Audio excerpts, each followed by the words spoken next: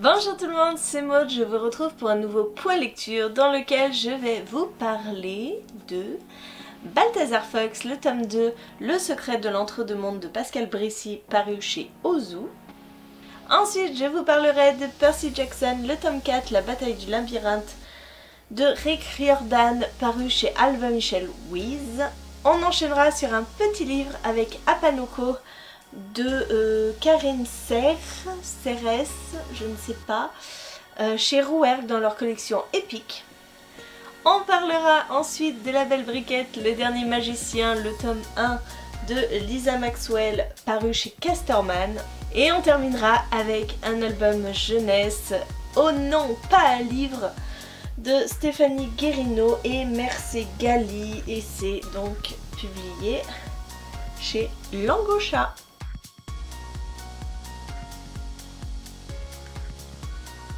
On commence tout de suite avec Balthazar Fox, le second tome. Je vous ai parlé du premier tome il n'y a pas si longtemps que ça. J'ai relativement enchaîné entre les deux tomes, mais que voulez-vous, j'aime beaucoup cet univers et bien sûr, j'ai beaucoup aimé ce tome 2. Nous continuons à suivre Balthazar Fox, ici présent ce jeune garçon avec cette queue de renard, qui navigue entre notre monde et le monde de ces animaux qui parlent, qui se déplacent, qui ont une vie, qui ont des clans et qui combattent. Balthazar, eh bien, il connaît son statut d'entre-deux mondes et il commence à voir un petit peu ce que ses pouvoirs lui permettent. Il commence à apprendre à utiliser ses pouvoirs grâce à sa mère et grâce à d'autres personnes, comme par exemple Andoria, cette jeune renarde qui vit dans l'autre monde. Et le temps s'écoule différemment dans l'autre monde. Et Balthazar, eh bien, ça fait quelque temps qu'il n'y est pas allé et il va y avoir des grands bouleversements. Et une de ses amies va disparaître. Voilà, le jour où il va retourner dans l'autre monde, une de ses amies va disparaître et il va partir à sa recherche avec tout un groupe de guerriers. Voilà, on suspecte qu'elle a été kidnappée. Et donc voilà, Balthazar va repartir avec son petit groupe d'amis. Et ils vont apprendre beaucoup de choses en chemin, il va y avoir des combats, il va y avoir des révélations. Bref, ce livre est très bien rythmé, il y a énormément d'action et encore une fois, l'auteur ne prend pas son jeune public pour des imbéciles, il leur montre bien qu'il y a énormément de danger lorsqu'on combat. Et il y a des gens qui meurent, et il y a des sacrifices à faire, bref, c'est quand même assez dur. J'en aurais versé ma petite larme si je n'avais pas été dans un lieu public. Bref, c'était très émouvant ce second tome. J'ai pas aimé perdre ces personnages que j'aimais tant parce que franchement je me suis énormément attachée à ces animaux, à Balthazar, à tout ce petit monde qui est construit autour de lui. J'adore, j'adore et donc je ne sais pas si je vais réussir à me remettre de ce second tome, mais c'est un beau tome sur l'amitié, sur l'amour, sur... On parle de thèmes qui font aussi écho à ce qu'on peut vivre en ce moment comme les réfugiés. Voilà, le truc que vous ne pensiez jamais trouver dans une lecture jeunesse, eh bien on le trouve ici puisque un des clans de renards va se voir obligé de quitter ses terres à cause d'un empoisonnement de l'eau et ils vont être accueillis par donc le clan d'Andoria. Et voilà, on voit un petit peu toute la méfiance de ce clan pour ces gens qui viennent s'incruster chez eux, prendre leurs ressources. C'est vachement bien traité. C'est vraiment bien traité et ouais, ça reflète notre société quoi. Donc voilà. Mais vraiment un très beau roman sur l'amitié et l'entraide entre les peuples, et etc. quelle que soit l'espèce en question. Et je vous conseille parce que c'est une petite lecture jeunesse qui va à 100 à l'heure et qui est trop bien. Et je remercie énormément les éditions Ozu pour m'avoir fait parvenir ce livre parce que c'est une saga que j'aime beaucoup. J'avance progressivement dans la saga Percy Jackson que j'ai lu en lecture commune avec Sandrine. Nous sommes au tome 4, La bataille du labyrinthe. Oui, le labyrinthe fait en effet référence à Thésée, à Ariane, voilà, à Dédale, tout ça, toute la mythologie grecque que j'aime beaucoup. Donc ce 4e tome va à toute allure. Voilà, ce que je reprochais au 3e tome, c'est que ça avait été très long à démarrer. Et bien là, non, pas du tout, on se retrouve plongé directement dans l'intrigue, un peu comme les 2 autres tomes avant, le premier et le 2e. On retrouve un petit peu un schéma similaire d'ailleurs au premier et au 2e. Voilà, on part dans une quête, cette fois-ci c'est Annabeth qui lance une quête avec une prophétie très funèbre, j'ai l'impression. Hein. Quand on commence ce livre, on se dit que tout le monde ne va pas survivre.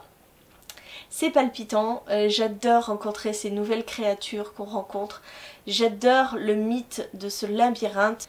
Bref, Percy Jackson, je trouve que c'est vraiment une très bonne saga pour appréhender la mythologie grecque en s'amusant avec de l'humour grâce à Grover.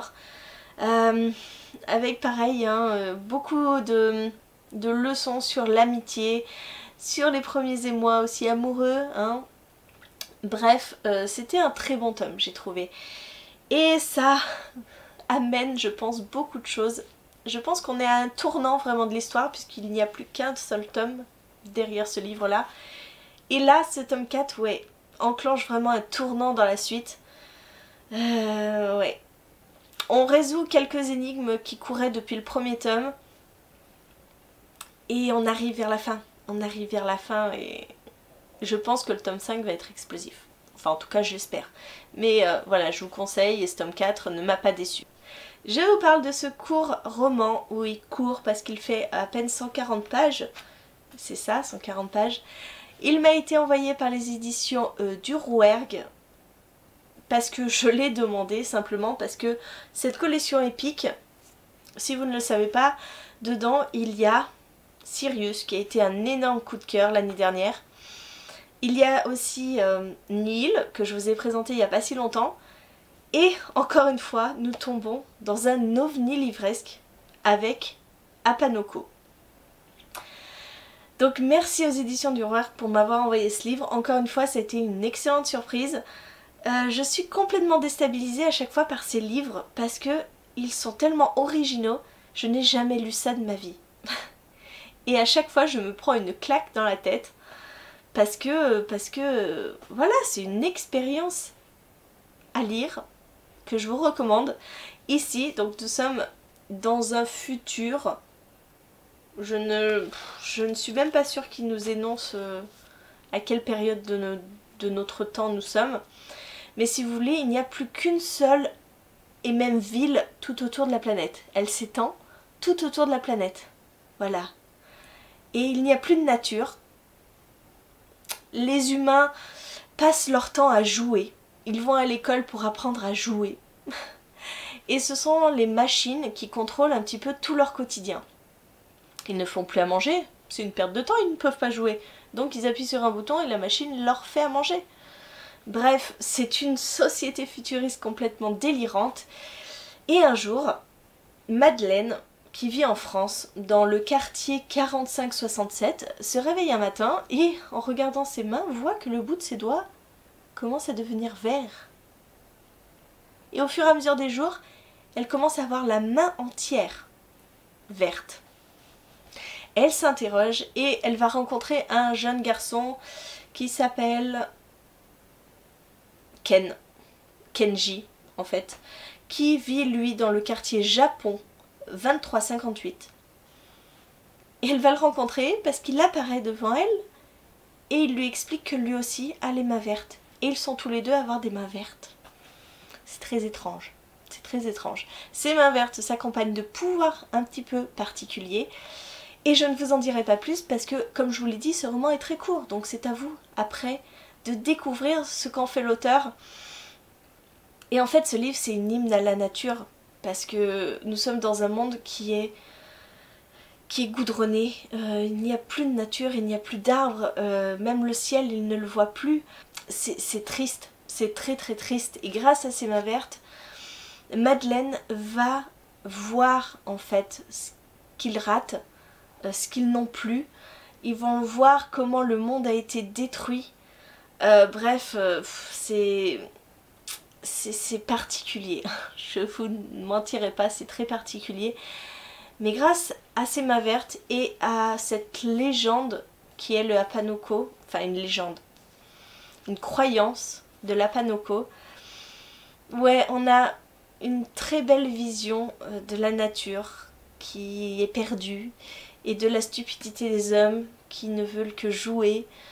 Bref, ouais, c'est un court récit, mais très intéressant, plutôt agréable à lire et qui fait prendre conscience de ce vers quoi on va tendre, quoi. Et ça fait peur, vraiment ça fait peur.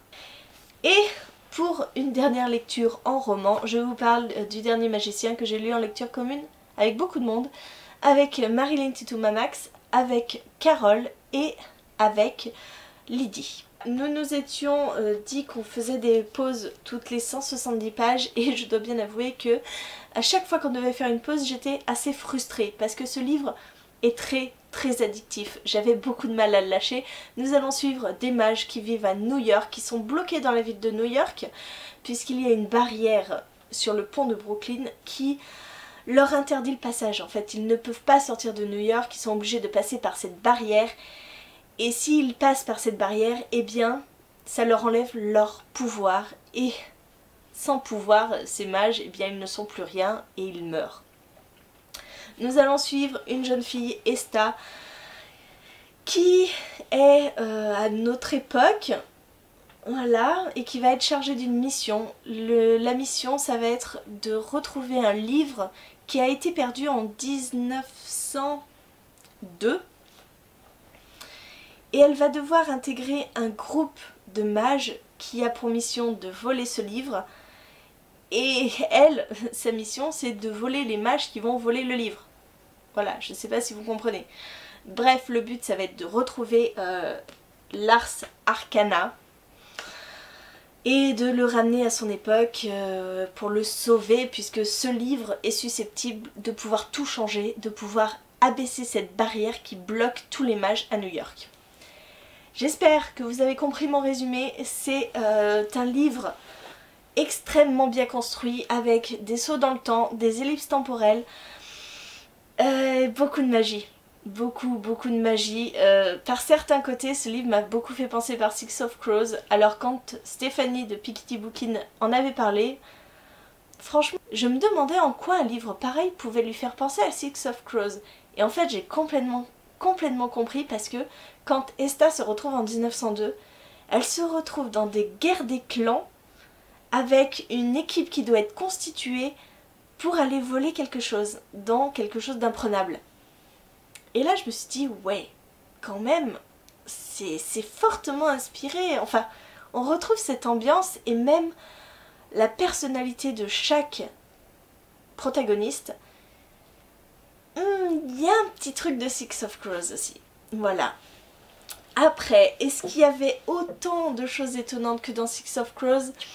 Non, je trouve que Six of Crows est bien meilleur en termes de rebondissement, etc. Moi, au début de ma lecture, je trouvais que tout coulait trop facilement, tout était trop facile. Mais alors, le dernier quart du livre, mon Dieu, vous êtes en pleine révélation, on vous en donne dans tous les sens, vous êtes surpris de tous les côtés. Et j'ai adoré la dernière partie du livre qui m'a retourné complètement la tête, mais complètement. On s'attache beaucoup aux personnages, moi j'aime beaucoup Esta parce qu'elle est très courageuse, elle se laisse pas faire, elle met son petit grain de sel là où il faudrait pas, et j'ai beaucoup aimé son duo avec Art, le dernier magicien. L'homme qui va aussi mettre son grain de sel dans les plans de Dolph, le chef de clan des mages. Bref, c'était une aventure extraordinaire. J'ai vraiment adoré ce livre, c'est pas un coup de cœur. Non, j'arrive pas à lui donner le statut de coup de cœur. Mais je me suis pas ennuyée. C'est tout le temps addictif.